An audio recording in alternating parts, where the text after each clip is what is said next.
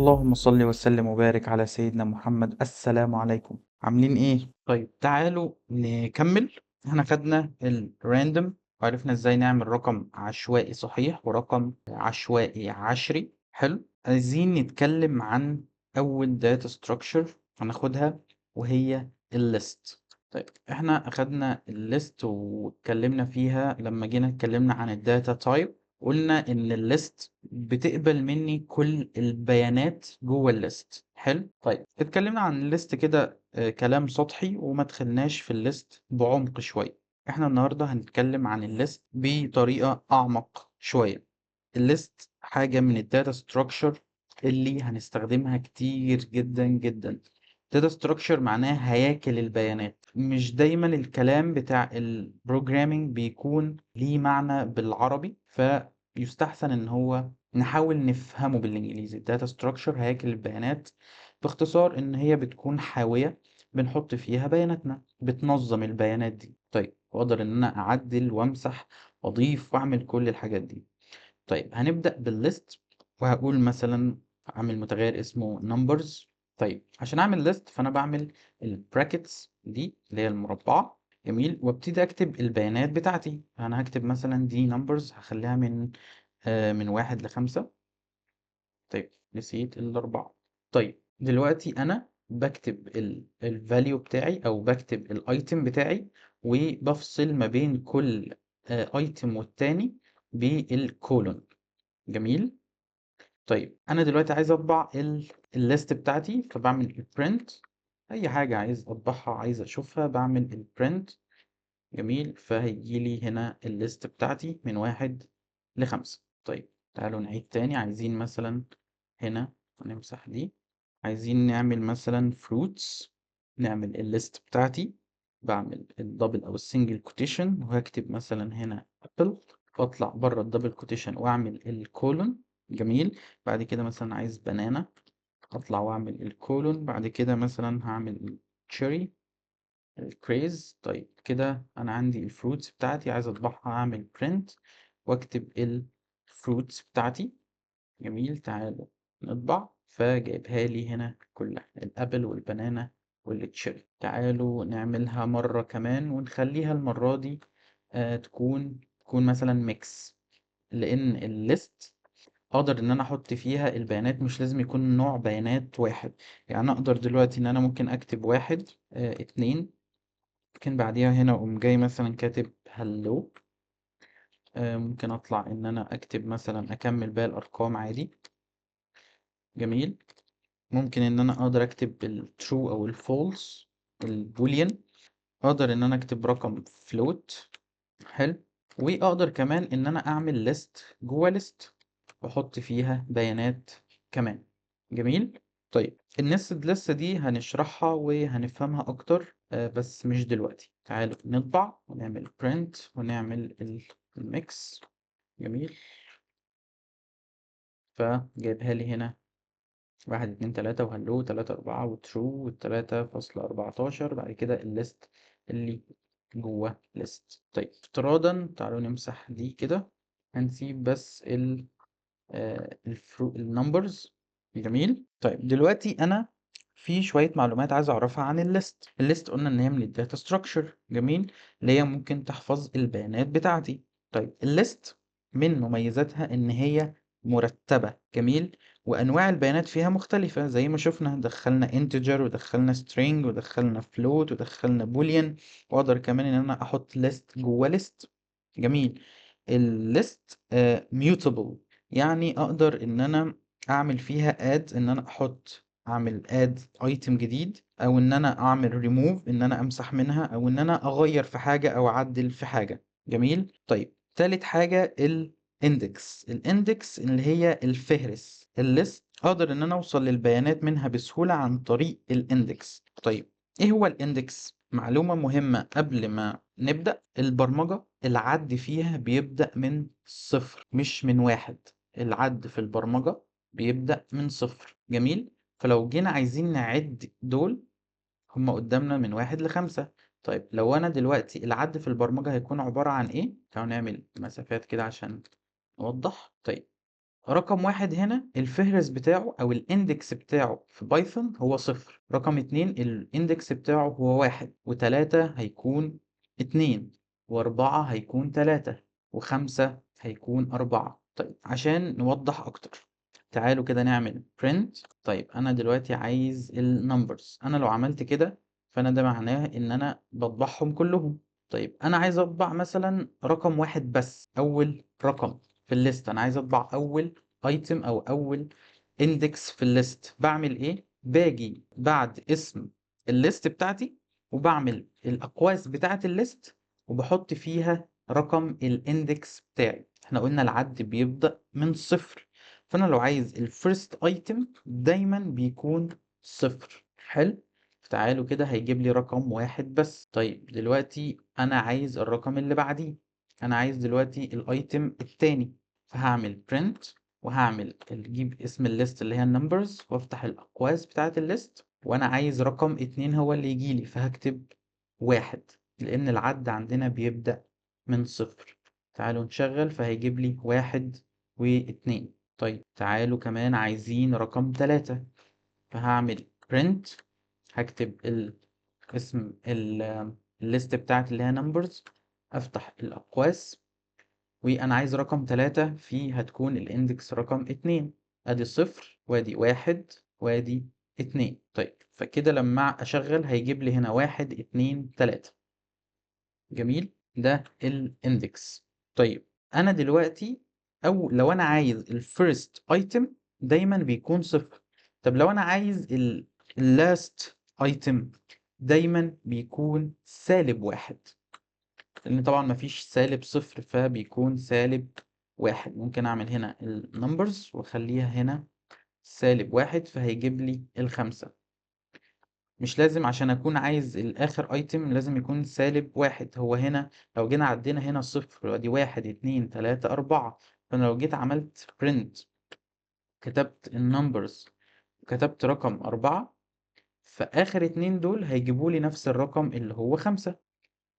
فواحد اتنين تلاتة والخمسة مرتين. جميل. يبقى كده احنا عرفنا ان ازاي اجيب ايتم واحد من خلال الاندكس. قلنا ان الاندكس او العد في البرمجة بيبدأ من 0. عايز اجيب في الفيرست ايتم دايما بيكون 0، عايز اجيب الاخير دايما بيكون -1. طيب اتمنى يكونش فيها اي مشكلة، وهتاخد عليها واحدة واحدة لما تطبق عليها كتير. لازم بعد المحاضرة دي بالذات الليست لازم تطبق عليها كتير عشان تفهمها أكتر وعشان تترسخ في دماغك. طيب عايزين دلوقتي نضيف مثلا رقم كمان وليكن مثلا رقم 6. عندنا function اسمها append. append دي معناها ايه؟ معناها يضيف، ان انا اضيف حاجة. طيب دلوقتي ازاي بقى اعمل الاضافة دي؟ اول حاجة بكتب اسم الليست بتاعتي اللي هي numbers، بعد كده بعمل الدوت. اعمل ايه بعديها؟ بكتب append، بفتح الاقواس بتاعت الفانكشن. طيب انا دلوقتي اللي انا عملته ان انا كتبت اسم الليست، بعد كده بعمل دوت، بعد كده اسم الفانكشن اللي بتضيف ايتم جديد اسمها append هنا بتحتاج مني ايه؟ بتحتاج مني الحاجة اللي انا هضيفها. جميل. فانا دلوقتي عايز اضيف ايه؟ عايز اضيف مثلا رقم 6، فكتبت رقم 6. بعد كده تعالوا نعمل print للليست، تعالوا نعمل قبل وتعالوا نعمل بعد. هعمل هنا print وهعمل النمبرز، فأنا كده عملت إن هو يطبع لي النمبرز قبل ما أعمل append وبعد ما أعمل append. فهنا أول مرة جايب لي من 1 ل5 وتاني مرة جايب لي من 1 ل6. كويس جدا. تعالوا نعيد اللي احنا لسه عاملينه تاني. ازاي نعمل append؟ ازاي نضيف ايتم جديد؟ ان انا اكتب اسم الليست بتاعتي numbers دوت ايه، انا عايز اعمل append، بفتح الاقواس بتاعتها، بعد كده بدخل الرقم. انا دلوقتي عايزه ان هو يضيف رقم 6، وعايزه ان هو يضيف رقم 7، وعايزه ان هو يضيف رقم 8. بعد كده هاجي هعمل هنا print للنمبرز بتاعتي الليست، فجايب لي الأرقام من 1 ل8. أتمنى ما يكونش فيه أي مشكلة معاكم في الأبند. طيب عندنا حاجة كمان اسمها remove. طيب تعالوا نمسح دي. الريموف بتعمل إيه؟ الريموف بتمسح الرقم اللي أنا أختاره أو الأيتم اللي أنا أختاره. طيب ولو متكرر الرقم أو الأيتم اللي أنا مختاره ده لو متكرر فهي بتمسح أول عنصر تلاقيه بس. بمعنى إن أنا دلوقتي جيت هنا عملت النمبرز دوت إيه دوت ريموف. طيب ريموف هنا عايزة مني إيه؟ عايزة مني الحاجة اللي همسحها، هقول له مثلا رقم 3. فالمفروض هنا الأوت بوت بتاعي هيكون إيه؟ هيكون عبارة عن 1 و2 و4 و5 عشان أنا مسحت هنا 3. طيب تعالوا نعمل print وهقول له اطبع لي الليست اللي اسمها numbers، فهيجيب لي 1 و2 و4 و5. يعني إيه بقى إن هو لو كتبت له دلوقتي رقم 3 ولقاه مرتين هيمسح أول واحد بس. طيب افتراضا إن أنا عامل هنا 3 بعد كده رحت عامل 3 كمان، حلو، ورحت عامل مثلا هنا كمان 3. طيب أنا دلوقتي لما أقول له remove ال3 فهو هيعدي على الليست هيلاقي 1 2 3 هيمسح دي وهيسيب ال3 دي وهيسيب ال3 الأخيرة. طيب تعالوا نمسح ال3 اللي في النص عشان تكون واضحة أكتر. فكده الأوت بوت بتاعي هيكون 1 2 4 3 5، مش 1 2 3 4 3 5. تعالوا نشغل، هيكون 1 2 4 3 5. فهي الريموف بتمسح الايتم اللي بكتبه ما بين الأقواس بتاعة الريموف، ولو الايتم ده متكرر هي بتمسح أول ايتم يقابلها بس، لو متكرر مش هتمسح كله. طيب عندنا حاجة تاني اسمها pop. البوب دي بتعمل ايه؟ البوب دي بتريموف an element by index، يعني بتمسح الايتم او الاليمنت بالاندكس. جميل. لو انا دلوقتي جيت عملت دلوقتي الليست بتاعتي اهي numbers. طيب انا جيت دلوقتي كتبت النمبرز، رحت عامل دوت وبعد كده رحت كاتب بوب ورحت سبتها كده، فاللي هو هيعمله ان هي ديفولت هتمسح الرقم الاخير. تعالوا نعمل print ونكتب النمبرز الليست بتاعتنا. فالمفروض ان هو يطلع لي من واحد لتلاتة هنا وهيمسح ال5. طلع لي من 1 ل3 ومسح ال5. ده كده الديفولت بتاعها لو ما كتبتش اي حاجة. طيب انا دلوقتي لو عايز امسح حاجة معينة فانا بكتب الاندكس بتاعها. طيب انا دلوقتي انا عايز امسح ال3 الزيادة دي، حلو. فدلوقتي عندي هنا 0 1 2 3 4. فانا هنا لما اجي احط له 4 فهيطلع لي الليست بتاعتي من غير رقم 3 الاخير، حلو. ف1 2 3 4 5. طيب كويس جدا. دلوقتي انا عايز امسح الفيرست اندكس، فانا مثلا هعمل هنا النمبرز جواكي حاجة اسمها البوب. انا عايز امسح الاندكس 0 واجي اعمل هنا البرنت واقول له النمبرز. فاللي هيطبعه لي هيكون من 2 لحد 5، هيمسح الواحد وهيمسح ال3 دي. تعالوا نشغل 2 و3 و4 و5. طيب أنا دلوقتي عايز أمسح آخر إندكس. قلنا إن في طريقتين. الديفولت بتاع البوب إن أنا لو عملت النمبرز دوت البوب وسبتها كده هيمسح لي آخر إندكس، ده الديفولت لو أنا ما حطيتش إندكس. أو إن أنا أعمل النمبرز دوت البوب وأحط له -1. جميل. الطريقتين ينفعوا. فأنا لو عملت هنا print للنمبرز هيجيب لي من 2 ل4. طيب عندنا آخر function أو آخر method ناخدها في الليست هي الكلير. الكلير دي بتعمل إيه؟ تعالوا نطبع دلوقتي الليست بتاعتنا اللي هي النمبرز. جميل. تعالوا نشيل ال3 دي. اللي هيحصل إن هيطبع لي الليست بتاعتي. طيب كويس جدا. أنا دلوقتي عندي function اسمها clear. طيب بكتب النمبرز دوت الكلير، بعمل الأقواس بتاعتها وهنا none، ما بتاخدش مني أي حاجة بين الأقواس. نطبع النمبرز. طيب الكلير دي بتعمل إيه؟ الكلير دي بتمسح الليست كلها. جميل. فتعالوا نشغل. فأول حاجة هنا طبع لي من 1 ل5. جميل. بعد كده أنا عملت كلير للليست فجايبها لي فاضية. فكلير بتمسح الليست كلها. طيب نرجع بقى للراندوم.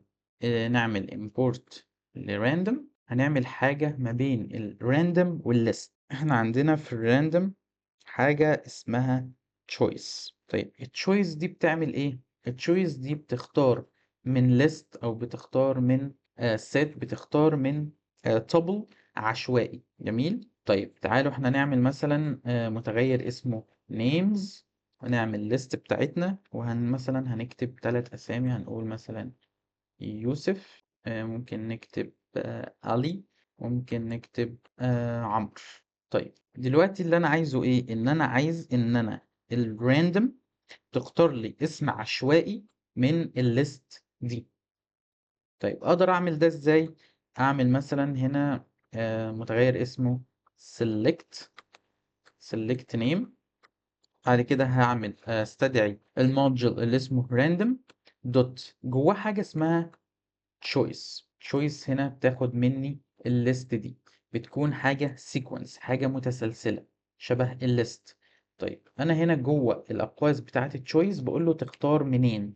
من النيمز. يبقى السلكت نيم دوت بيعمل إيه؟ في حاجة جوه الراندوم اسمها choice. طيب اللي choice هنا بتاخد مني إيه؟ بتاخد مني السيكونس، أو بتاخد مني الليست اللي أنا هختار منها. فتعالوا نعمل هنا كده print ونقول select name، فجابت عمرو تاني، يوسف، علي، عمرو، يوسف، وهكذا. طيب كده احنا كده اخدنا في الراندوم، اخدنا الراندوم دوت راند انت، واخدنا الراندوم دوت راندوم، واخدنا راندوم دوت تشويس. طيب تعالوا نعيد تاني على الراندوم دوت تشويس بحاجة كمان. ممكن مثلا هنعمل متغير اسمه greeting، اللي هي التحيات يعني او التحية. هنعمل لستة نحط فيها شوية تحيات مثلا شبه هلو. جميل.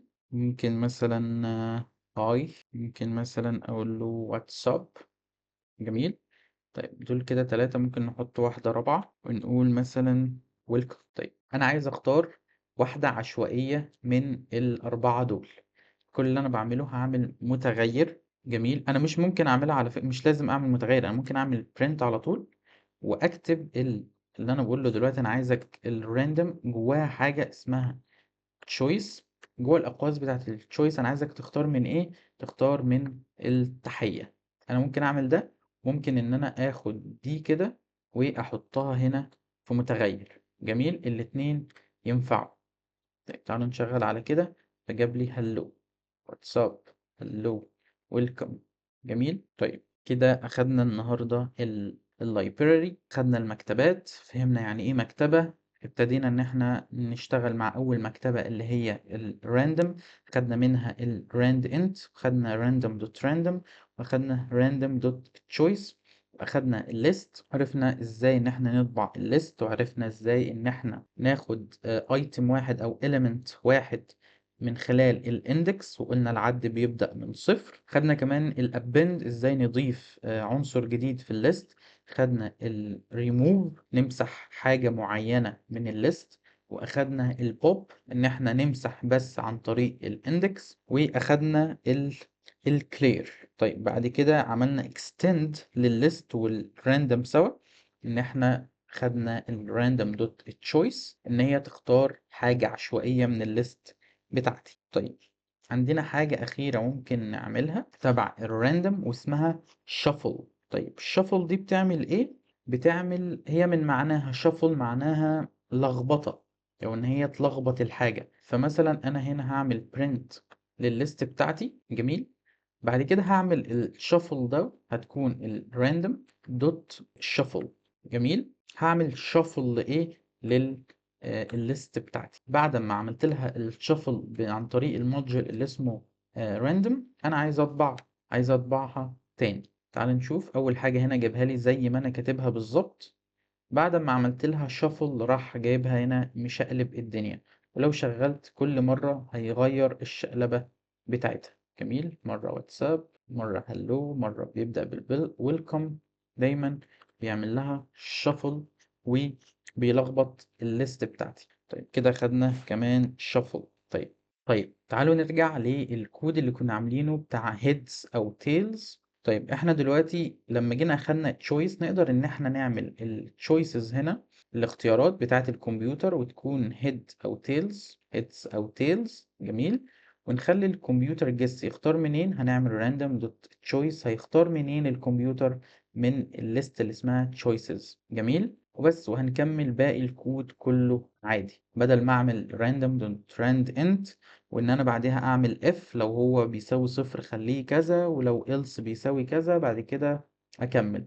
لا، انا هنا اختصرت الكود ان انا بس خليته يختار من الليست دي.